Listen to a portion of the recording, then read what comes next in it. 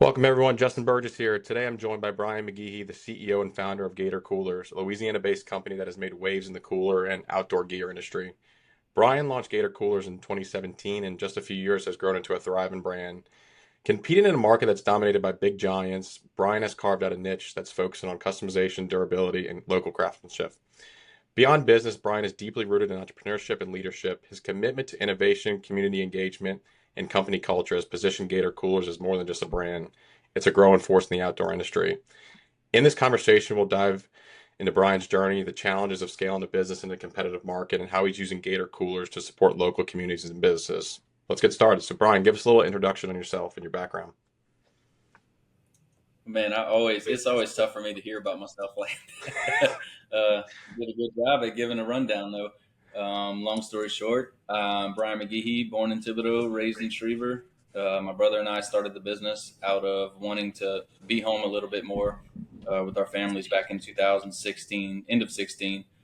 Um, I was living in my camper. I don't remember where I was at, either around Chicago or Texas. My brother Mitch was working offshore, and his relief didn't show up for Thanksgiving shift, and he ended up being stuck out there trying to figure out a way to make some extra money. Came up with, hey, let's sell some ice chests to some friends, and he sent a group text to all of the brothers. There's five of us total. Um, Everybody's just kind of like, hey, yeah, count me in to buy one when they come in. And I reached out to them and said, hey, do you need help with this? Because I have multiple kids at the time. We're living in a camper, traveling around. It's getting tough, space wise and traveling wise with kids, and looking to do something where I didn't have to work as much too. The thought process was we were going to take a little money I had saved to build a house, start the company, pay myself back, operate on house money after that, and that's not at all how it went. But we ended up, starting. We LLC'd in 2017.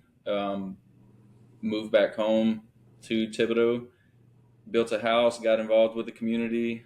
We were operating out of a storage unit, out of Mitch's shed first, then a storage unit. And then in 2020, we bought the place we're at now about 2 weeks before COVID shut the world down.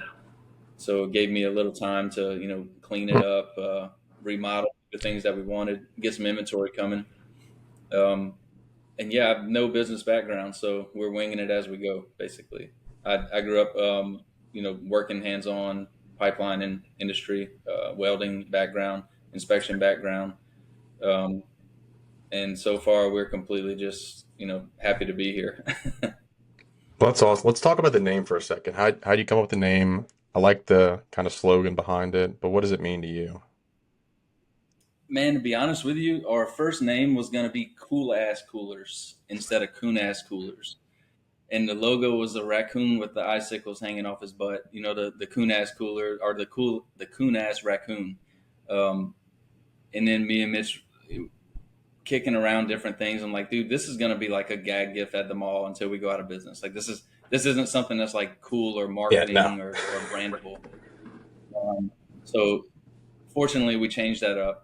Alligators have been a part of our life for forever, and traveling around the country the way that I did for the previous 10 years, everybody was infatuated with me wherever I went, like the southern Louisiana, the alligators, the really anything, the food, the way we talk, um, the fact that we have lizards in the water that can eat you just trips people out. And it was always a really cool thing. And I've seen how swamp people even um, took the country, and like you could chew them on anything and it would sell. And a lady stopped me in a mall one time in New York and asked me to record her voicemail on her phone because I had a Louisiana accent and I sound like the dudes from Swamp People, and I don't even have a thick accent. So that really like stuck out to me. Like, man, we can make this around like what we do already. We can make this around alligators. I feel like it's a really cool animal that we can market around. I feel like it's something that we can brand around. I feel like it resonated with a bunch of people around the country while I was traveling, and I do have a wide network of friends now because I traveled for so long. Um, it just all kind of made sense. And then we started looking around like, well, Arctic is 4 letters and Yeti's 4 letters, so there must be something to the 4 letter thing. So we just did the GATR. Um, and then we completely winged the logo. Came up with a few different options, and our slogan originally was "Our prices don't bite," like very Kmartish, very Yeah, like not high quality. just yeah, like, and it just we landed on the logo that we have now, and it's been really awesome, like to see the transformation from whenever we started. And I still have those sketches of like from whenever we started and started kicking around different logos and different slogans, and now we landed on cold-blooded at its core, being a play on gators being cold-blooded reptiles and ice chests being cold.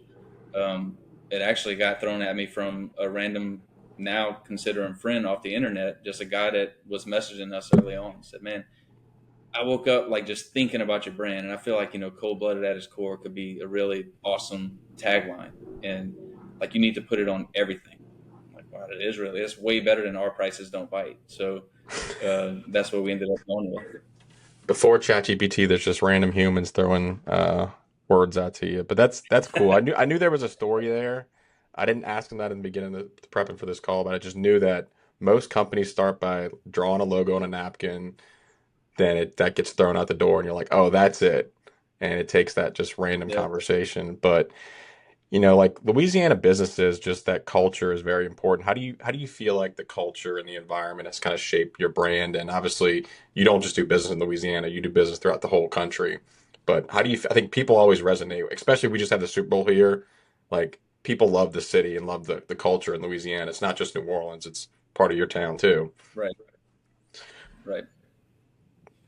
I think our very first trade show, we didn't even have coolers in stock yet, and we booked a booth at the Louisiana Sportsman Show, and the coolers came in a couple weeks before the show. Mitch and I had no idea what to expect. We'd never been to a trade show like that before ever.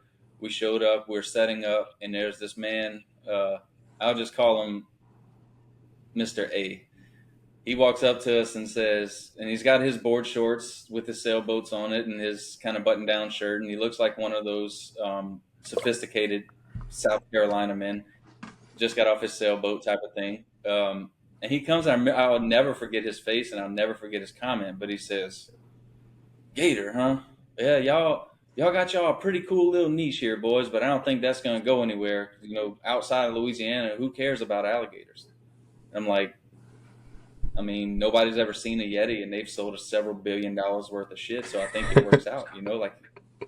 And he's like, I never thought about that. That's a great point. Now he's become a friend, and he's kept up with us, and we talk quite What often. about the entrepreneurial side and the mentorship? I like that. I didn't realize you did that, but like that's I had a mentor early up growing in my career, and I was talking. I did a podcast with a guy named Bob McCollins, who I ironically just got off the phone with before you, and he reached out to me about what he does.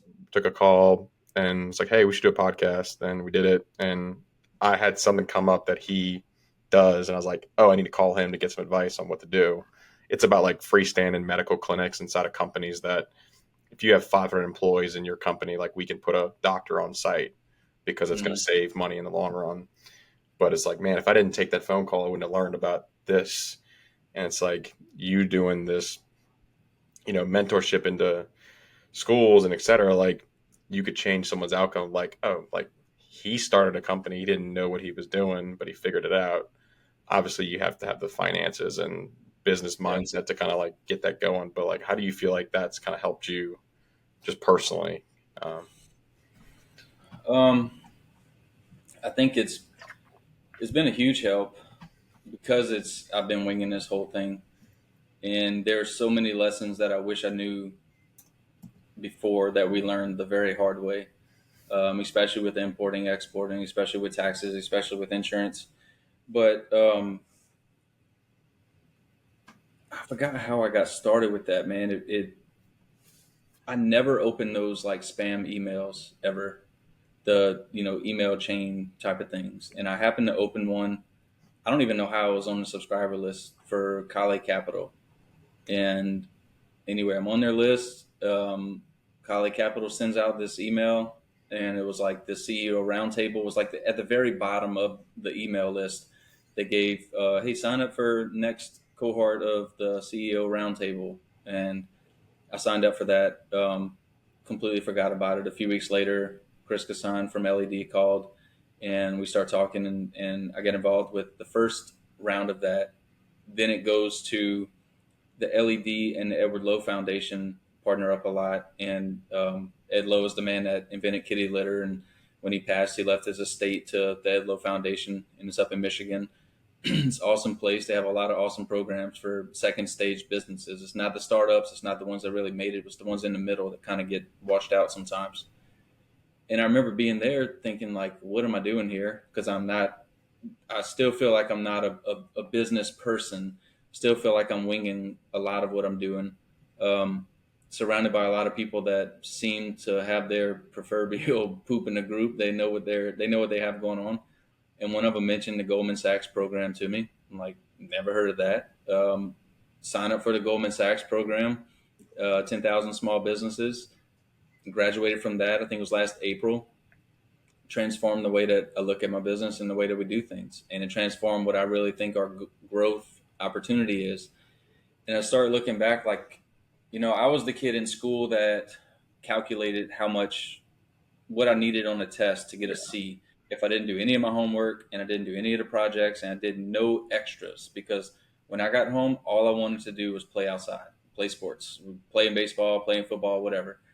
So I didn't want to waste my time doing the extras. And then I didn't really have a network of those friends that maybe their parents were business owners that they passed down information. So going through the whole business stuff, I didn't know a lot of the stuff that you need to know. And then going through all of these programs and meeting someone at each step, kind of broadening my network, broadening my knowledge, introducing me to different programs. You hear about all of these things that your tax dollars are going towards, and that you take advantage of these programs while they're there. But I feel like there's a gap between the programs that exist and getting them to people.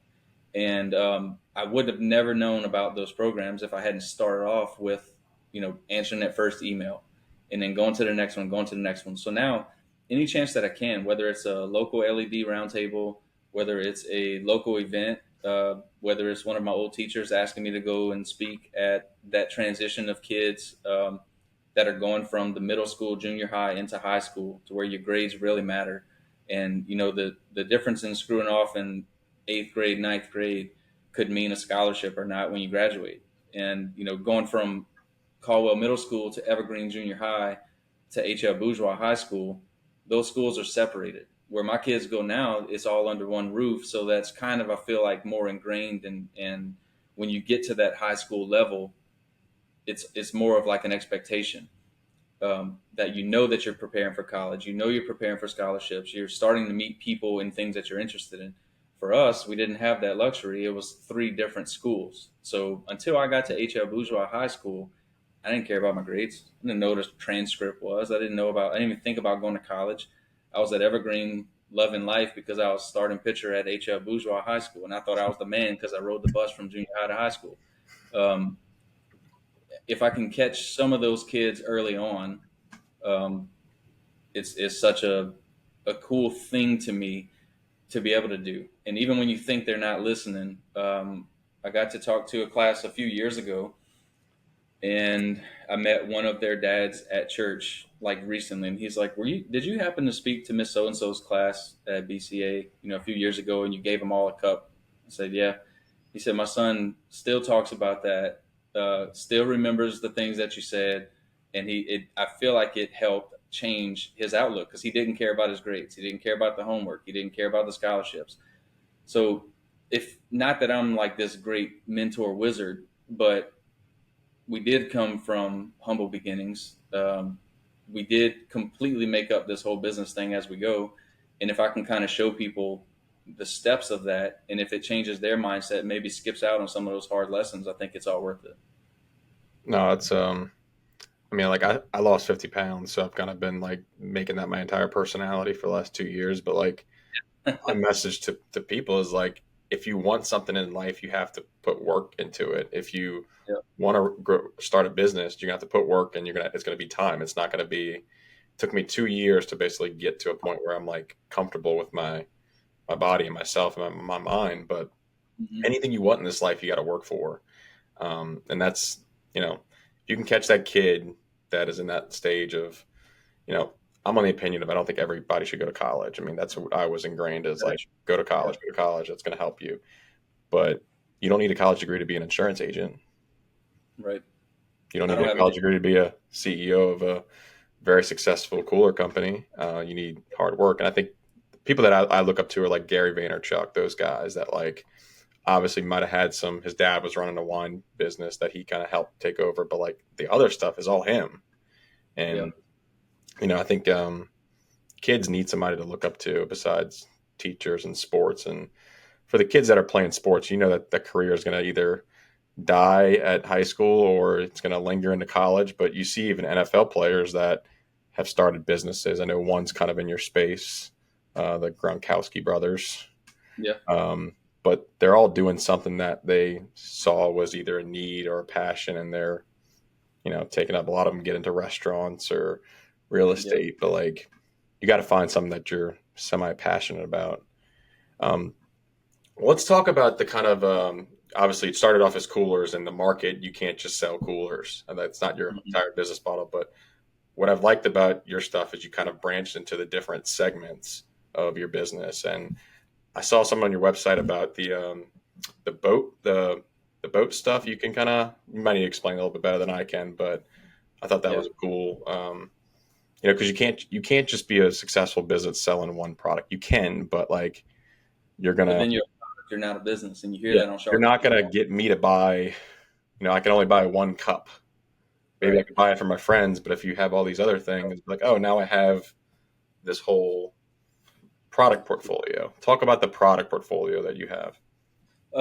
When we started, again, no idea what we were doing. We were thinking, one size cooler to begin with, and then we figured out that you have to fill a container because for ocean freight.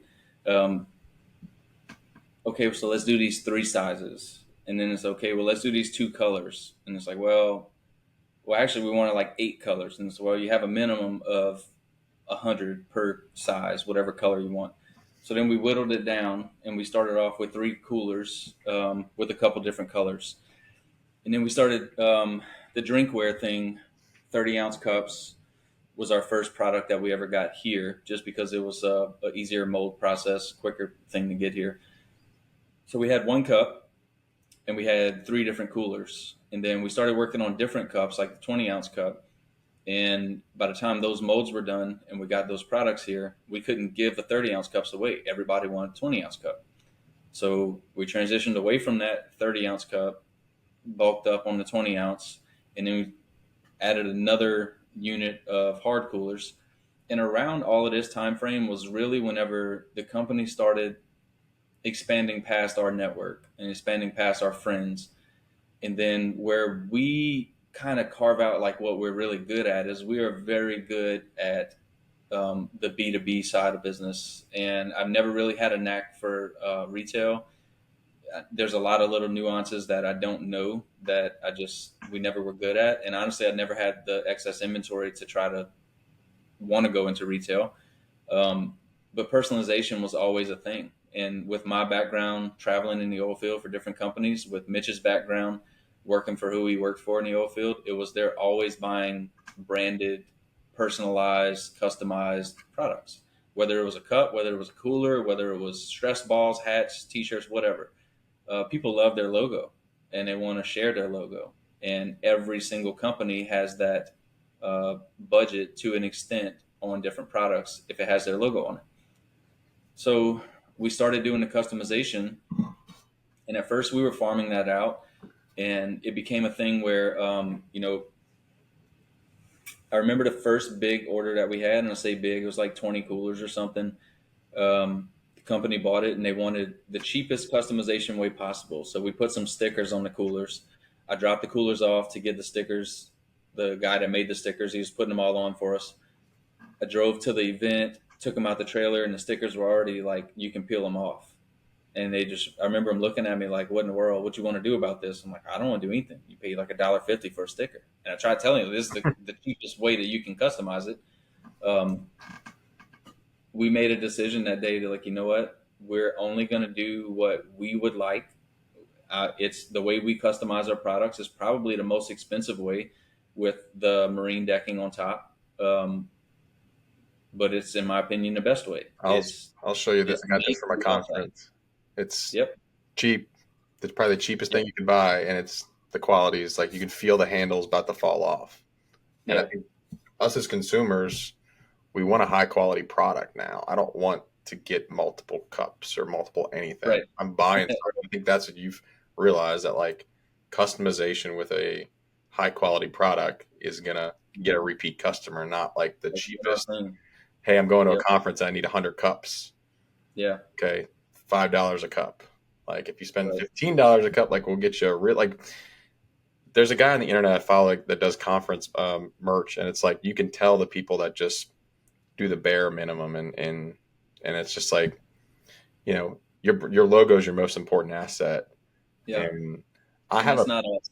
We're yeah, not the I have bare a minimum. bag that I use that I got. It's a foldable bag, but I've used it for like 5 years, and I like it because it folds up and it stays in my car, and it's got a company logo on it. I won't name the company, but like people will use a product that is high quality more Yeah. than a shitty And quality. that's what we've seen a lot. So like we bought our first laser and it took about 12 minutes per logo to get put onto the cup. And I was farming out the cooler pads still. But then, push come to shove, the volume's going up too much. We had a slight issue with the guys that we had customizing the cooler pads for us, trying to poach customers. So we decided to bring all of it in house. And we bought our first CNC. We started doing it all here, figure that process out. Then, the volume got way too high. I go and I buy a new laser that brought the engraving from 12 minutes to 4 minutes. And I'm like, man, this is awesome. This is great. We're saving so much time. Then I got an order for 1,000 cups. And I'm thinking like, damn, I'm gonna have to sit here for like 4,000 minutes. And then after I'm gonna have to wash all these cups to clean the film off of them, or somebody's gonna have to sit here for 4,000 minutes plus the time to change it out. And as the company grew to that point, we went to an engineer and had a machine built to where now we can do a case of drinkware, and depending on the logo, we can do a whole case of 25 in 4 to 5 minutes. So now we have the high quality production, and now we have multiple CNCs here for the cooler pads. We have well over $500,000 worth of equipment sitting here, and now it's like, what else can we do with the stuff that we have? And that's when we started looking at boats. Was in the shop one night just hanging out late like we did when we first bought it. We just was so excited to be here. We just like basically lived here. And I did Mitch's boat, my brother. We kind of hand sketched it out, built it out in CAD, and did his boat. And a lot of people loved it. And they're like, man, do mine, do mine. And I was thinking, we have all the hard part done already. We have the machines, we have the knowledge. I'm one scanning machine away from being able to do this professionally and be really good with it. So we bought that scanner and we started doing boats, you know, at that point because it's the same material that we're using, it's the same process we're using, it's the same softwares. We already have the relationship with the manufacturer, which we're using Marine Mat foam. They laminate the foam in Florida, so the turnaround time for us isn't real crazy. They put out a really good product, and it just made sense to start doing the boats too. So you can't scale that for us nationally outside of where we're at because we don't have those partnerships with all the different people around the country. But for this region, for our area, Yeah. we do a lot of boats every year, and it's the same process as the custom cooler pads that we do. It's weird for us to sell a cooler pad or a cooler without a custom logoed pad on top of it. It's weird for us to sell a cup without a custom logo, either full color printed on the front or laser engraved on the front. Like it's very strange for an order to come through that's just the generic product. Almost like we reach out and say, "Hey, did you mean to not customize this?" So that's just really where we focused at, and that's where we got really good at. You can go down to a single. If I want to, do y'all go down to just single customizations like Yep. name, that type of stuff? Yep. So, Yeah, um, I mean we're set up for bulk, and that's what the equipment's set up for. That's what our line's set up for. That's what the artwork's set for. But um, and we have like bulk discount pricing. Obviously, it depends on how much you're buying at a time. We set it up running. It's a different price than going online and buying one at a time. But yeah, we have a really strong following on social media that they're buying direct from our website, full price, just one at a time. walk-ins that come in and they buy a cup and want to get a name put on it. A lot of times it's done on the spot or same day. So we build that, quick turnaround time because our machines aren't those 12 minutes a piece machines now. It's like 20-second a piece machine. So we can knock stuff out really quick. The quality of it's really good. And we've kind of become known for like our customization. That's that. And I feel like that's me and you talked about it a little bit before, but I feel like that's really what sets us apart is our level of customization. Because we even have people that bring Yeti products here that they have a specific size or color drinkware that we don't carry, and they'll bring Yeti products here for us to engrave because Yeti won't do it because it's too complicated of a logo. It's not a generic like block letter, block font file. So we spend a little bit more time making that file what it needs to be for the machines that we have. And I feel like that's kind of what we've become known for. Hmm. What would you say about customer feedback has kind of shaped? I mean, you kind of said the boats were or customer feedback or your brother or friends and family, Mhm. but do you feel like your customers have told you what market to get into next because of? Man, if I had $1 for everybody that said I got $1 million idea for you, like we get a lot of customer feedback and we get a lot of customer suggestions on what we should be doing. Um, we chased a couple of those rabbits and we lost a lot of money and time on some of those. Some of them's worked out well. Like our full color printer now, we have a new machine here that we do print logos. We have one customer that they're very specific on the color of their logo. They don't want to have it laser engraved anymore, and we don't carry their color red cup. So they use a black cup or a white cup or a stainless cup, and they print their color logo in their Pantone red. That was some feedback that made sense. It's a $70,000-$80,000 investment on a machine, and it's something new that we have to learn. It's a new software, it's a new process, but that worked out, and now we can double down, and offer that to everybody else, all of our other corporate customers, and have a separate, other than laser engraving, have a different thing to offer.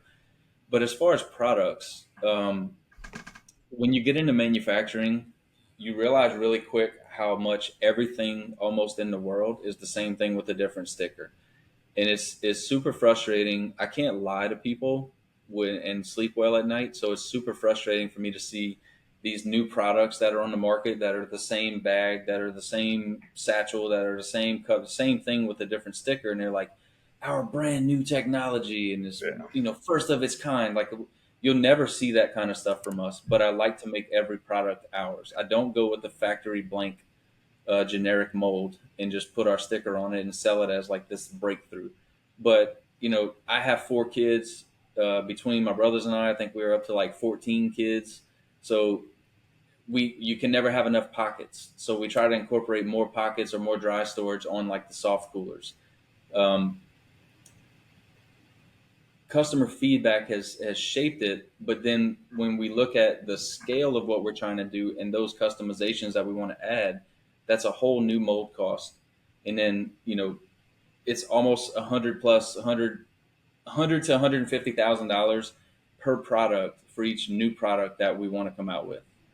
So it's not just yeah, let's do that real quick. These hats, sure, I can go to my friends that make the hats and we can come out with a new hat and I can buy a couple dozen and it's fine. But as far as like the core products of the company, instead of trying to grow wide, we're still struggling with inventory and selling through quickly. So I'm trying to bulk up on the core products that we have and just focus on what we're really good at. Instead of trying to be like oh, this brand came out with a new blanket. I need a new $300 blanket. Oh, SKU. this brand came out with some new waders. I need to start making some waders or some boots. And then being consistently sold out of everything instead of bulking up and being able to actually make sales and profit money as opposed to being sold out and taking forever to get some restock coming in and struggling just to recoup the startup cost on that. We don't really chase that too much. I was just thinking about me personally. I'm not a hunter or fisher, but I have a cooler for crawfish parties and stuff. And as soon as I Mhm. had kids, I was like, oh, I don't have a soft cooler. Like Yeah. we were traveling with babies and bottles, and you're like the pockets thing is exactly like we're going to the zoo, and you got to bring 4 bottles, and it's just like Yeah. you Yeah, know, I, you were like that too. You probably didn't like, oh, we don't need a soft cooler. Like no one needs that. But you're like, well, I'm not lugging this thing to the beach with four kids.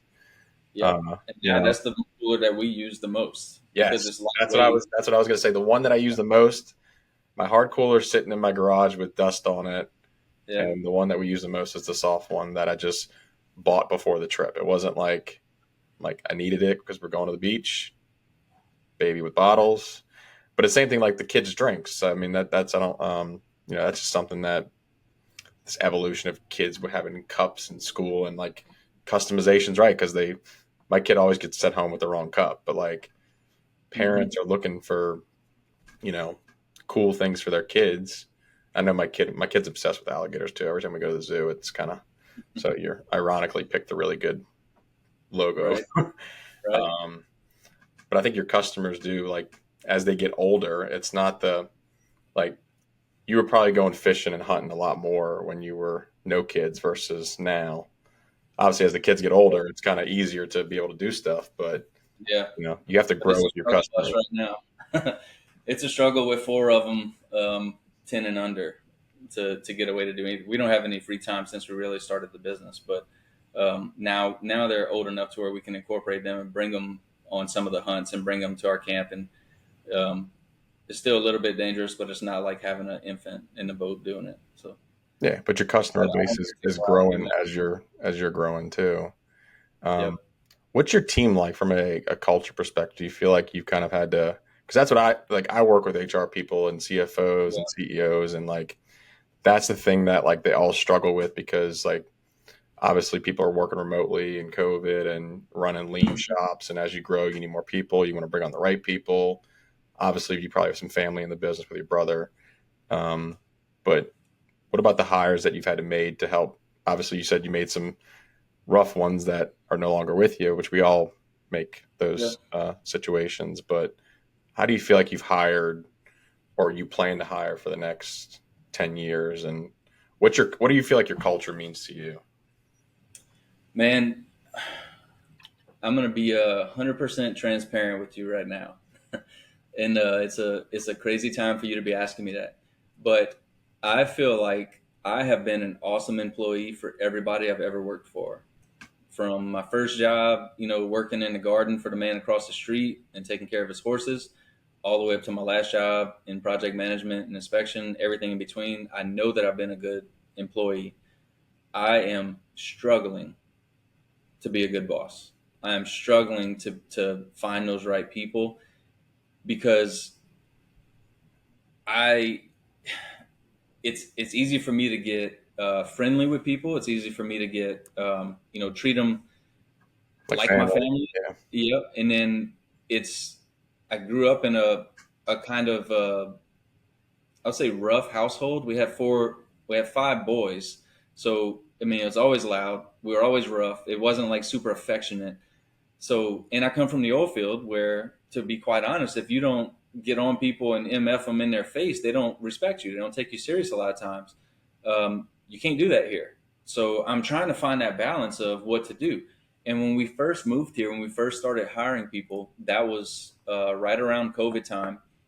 And I had the mindset of, my first group of employees, I want to be someone that's management quality. I don't want like just a temporary employee. So we hired some people. Some of them worked out for a few years. Some of them didn't work out very long at all. But what the culture should be and what it's transitioning to is completely different than what it was and what it has been. We went from 15 people to four full time people very recently, and now we're at three full time people. And one of those being my wife, who works with us now, which has been amazing. I was always nervous to work with her. I didn't want to. I didn't want to.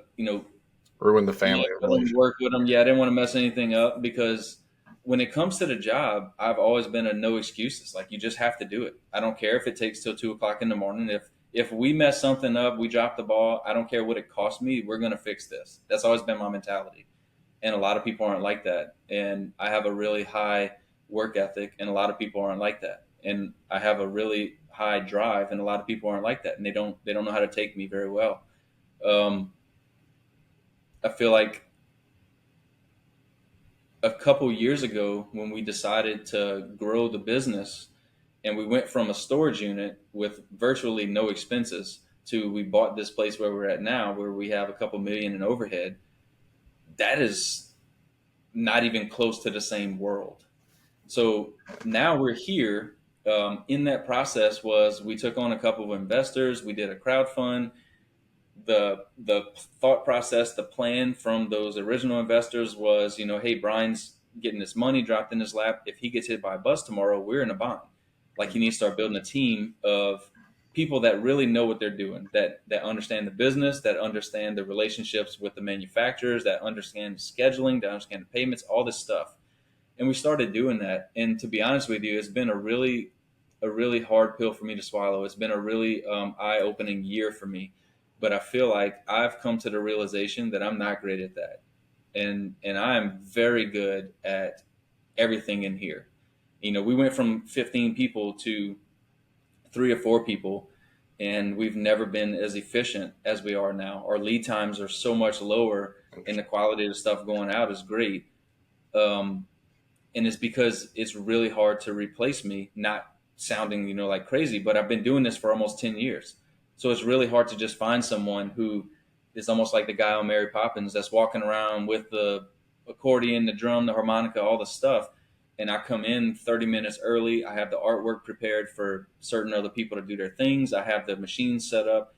My thought process is different. I'm not going job by job, I'm going product by product. So some jobs that got put in last week are getting completed at the same time as a job that got put in 2 minutes ago, because the jigs are set up in the machine and we're running them all at once. Um, I feel like we're in a restructuring phase right now. I didn't want to panic hire because each time that we've done that in the past, it didn't work out. I wanted to dust the settle and see where we're at and see what we truly need. And I feel like we would be 1,000 times better off if I hired someone that can help us fill the bucket. They can be that. And I don't know what that role title is. I don't know if that's CEO, if I have to technically step down as CEO. I don't know if that's COO. I hate titles, to be honest with you. I just tell people I work here. I don't even tell people that I'm co-founder. I don't tell people that I own it. I hate having to tell people that. I work here and I love it. Um, Whatever that title is that person has those relationships and experience established already. It's not that I don't think that I can do it, but I don't want to take another 5 or 7 years to build those relationships or knowledge like I have with our biggest customer now that took 7 years to get where we're at right now.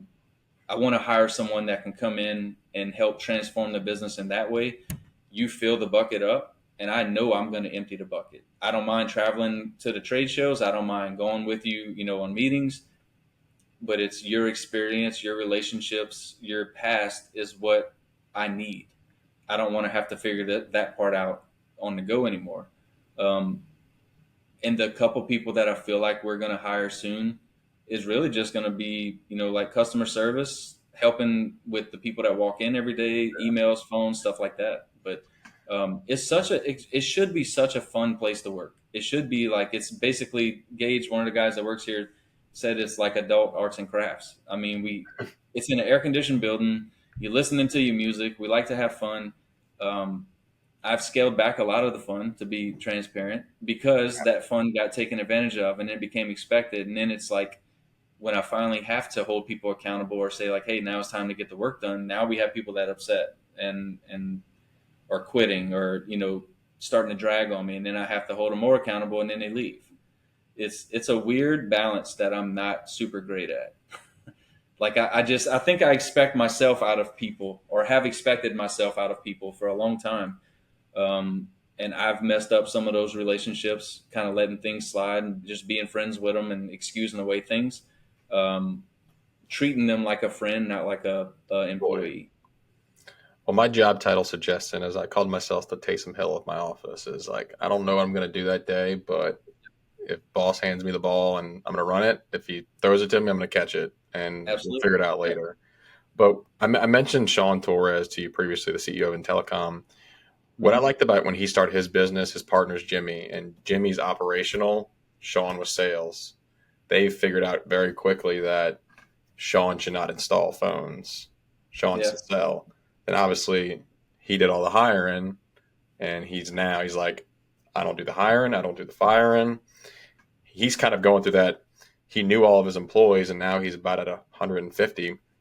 And he had an employee DM just said, "Hey, Sean, I'm glad to work for your company. Would love to just shake your hand when you're in the office next time." And that was so weird for him because he would always like, "Hey, Justin, nice to meet you. Thanks for starting day one." And Right. so, and no one's gonna have the same passion as you because you put in the blood, sweat, and tears. So you're kind of in that like awkward stage of no one's ever going to work as hard as you. And I have that problem. Like I have account executives and client advocates that support me, but I like showing my clients that I respond quicker and I Yeah. get things done faster. At a certain size, you can't sustain that. But Right. you're like, I worked so hard for that largest client 7 years ago, and I never want to let that go. If I give that to Justin and he drops it, I'm gonna, Yeah. that's how my family we pay our bills, and so I struggle with that. Like my emails over here, and I'm kind of looking at it Right. because it's just that itch, and that I'm sure you get text messages late at night or on the weekends, and Constant. It never shuts off. yeah. But my wife, that's our biggest problem in our marriage is like you're on your phone too much. I'm just like I've worked so hard to be able to say that I'm always available, and obviously when we went to Disney recently, I kind of had to shut it off a little bit, but you know, you want to be able to respond, hey, we're on it. I'll get this person on it, or understand the issue. I mean, my issues are like people can't go pick up their drugs and get care. Your issues are probably like, hey, we accidentally the machine broke and we have to deliver the order tomorrow. Like, what do you want Yeah. to do? Okay, like let me go over there and we'll work until 2 o'clock in the morning. Like Right. that's kind of my mindset is like I drove to go pick up some lady's drug, like paid for her drug because Walgreens and CVS were not letting her take the drug. And I'm like, well, you're very important to me. I don't want you to ever have this issue. Like I can't get a carrier to pay for a drug that quickly. I ended up going there and she's like, oh, we got it sorted out. But the mentality of me, like, let me go do this.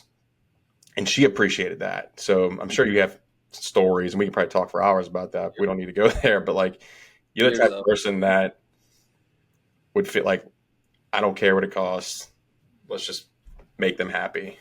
Yeah. Or it doesn't matter that it's 4 o'clock and it just now came in. This is going to take us about 20 minutes and you don't get off till 5. So do it today. Why Yeah. are we waiting till tomorrow? Like, tell them actually don't leave the shop. If you got like 5 minutes, we'll go knock it out right now. And it just blows people's mind when you do stuff like that. But I've always been like that. Like, everything is due today. That mindset. Everything's due today. And whatever we don't get done today is due today, tomorrow. Because Like, that one person's going to tell that story of like, I went in at 4:59 and they took mhm. care of me. How many times we've gone to throw up Popeyes and other restaurants and like, we shut the kitchen off. My family Yeah, was in the seafood restaurant and like we always kept the fryers on until the last possible minute. And it's that mentality of like we're all in the customer service business whether we like it or not.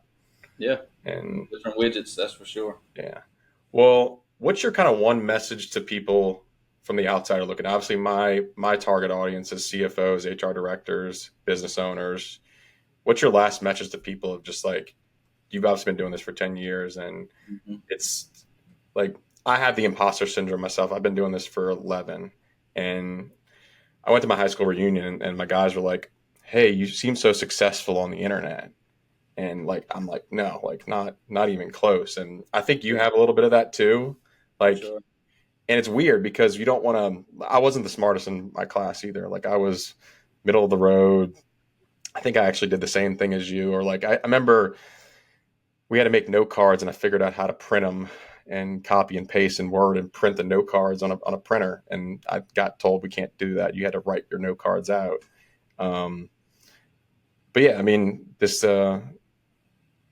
industry is anybody that's willing to work hard can and put the work in. But what's your kind of one message to people looking at you and like if they had to portray Gator Coolers as a top company in Louisiana, Hmm. what's your kind of message to them? I mean, our goal. when we started here, one of the first things when I moved back to town, I told you I was living in a camper around the country. When I moved back, I was looking forward to this Easter egg hunt that my uncle used to put on through Terrebonne Parish Recreation. I was looking forward to bringing my kids, and they're like, hey, that got cut. It was out of the budget. And it was like $400 or something a year that he would just go buy candy. And that was always such a big deal to me, especially when I got old enough to go put the candy out. So I knew where the good stuff was at and then tell some kids to go get it.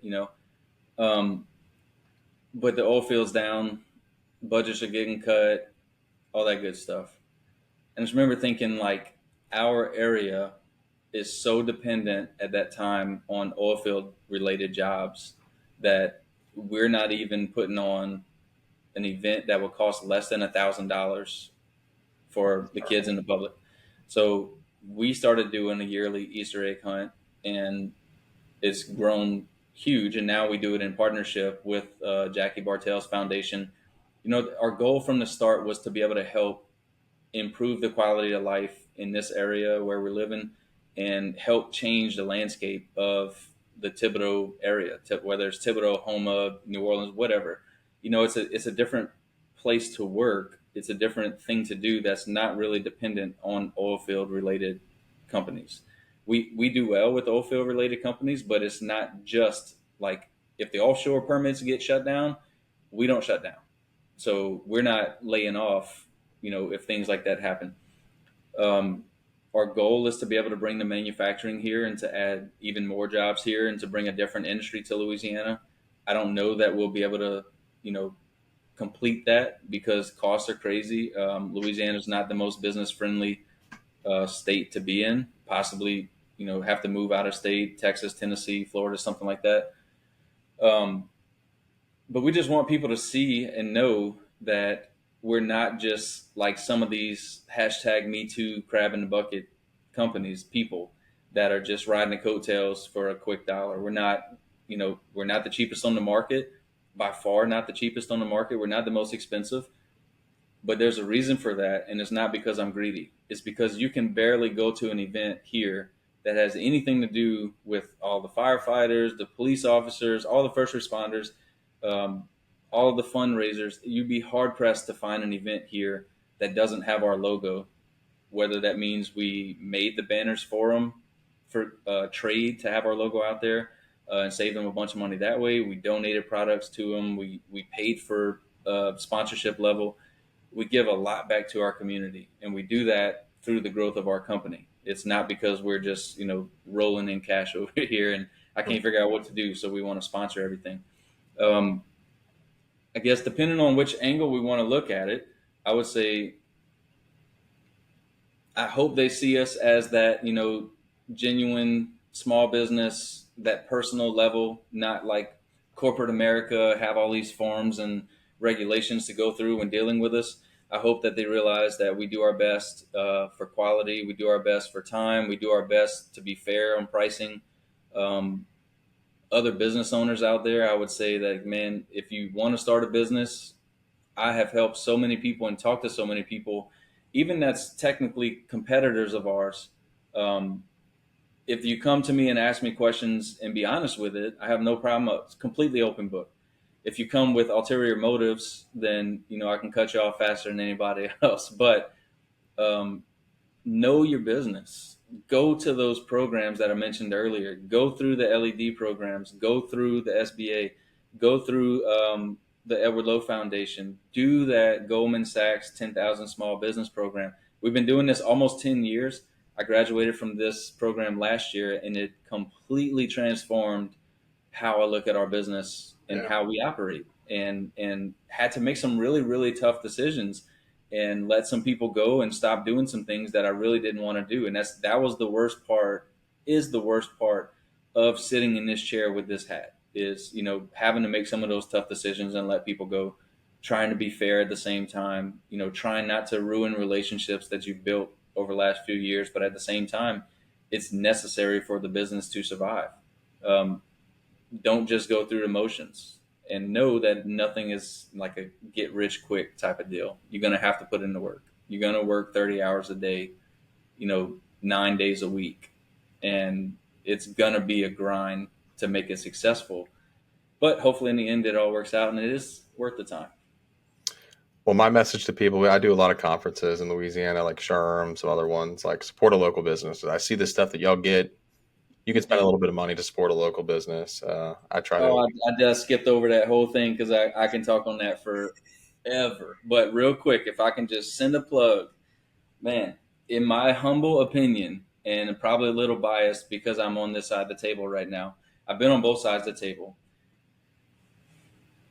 A business like us does not benefit from getting a 501c3 tax deduction letter. We do not benefit from that. We'd have to give away a ton. First of all, we need a ton of revenue to make a ton of profit and give away a ton to benefit from that. Yeah. The best way, the best way is to go to the people that don't have a product that want to still advertise that they're helping their community. A contractor that can't give a service, a bank that can't give money, a lender, closing title companies, whatever, those types of people, an attorney. Go to those types of people. Maybe the restaurants in town that don't want to necessarily give food, but they'll give gift cards or get whatever, give you cash, and go and collect those. $300, $500, $5,000 for a title sponsor, and spend some of that money in your community at small businesses, the same small business that you're wanting to go to your auction, to go and put in your pay $500 to put in a cooking team, and then spend a weekend out of their time to go and cook and support your cause. We feel that come and ask if we have a nonprofit price or if we'll give a discount for whatever. We feel that couple $100 purchase, it makes a difference for us. It helps us make payroll. It helps us pay electricity.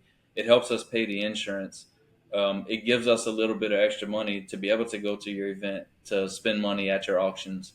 We do not benefit from, man, I'm going to tell everybody that y'all donated to us. Yeah. What we get from that is a lot more people asking us to donate every time. And this is from 10-year case study, in person on the ground. It just try it out for a little while. That $60,000 donation that you made at the end of the year to your event, to whatever cause that you're going to, make it $50,000 and spend that $10,000 in your community at the small businesses that are really we're in this same economy as you. So, just because, man, it's been a rough few years. The economy's down. We really don't have a budget to buy a bunch of stuff. We're in the same economy, and our taxes didn't stop, and our insurance didn't stop, our bills didn't stop, our employees' payroll didn't stop. Most of it went up. So, just be encouraged. Try to spend a little bit back in the community and see the difference that it makes for you. Well, thank you, Brian. This was Sorry, let me get off my soapbox now.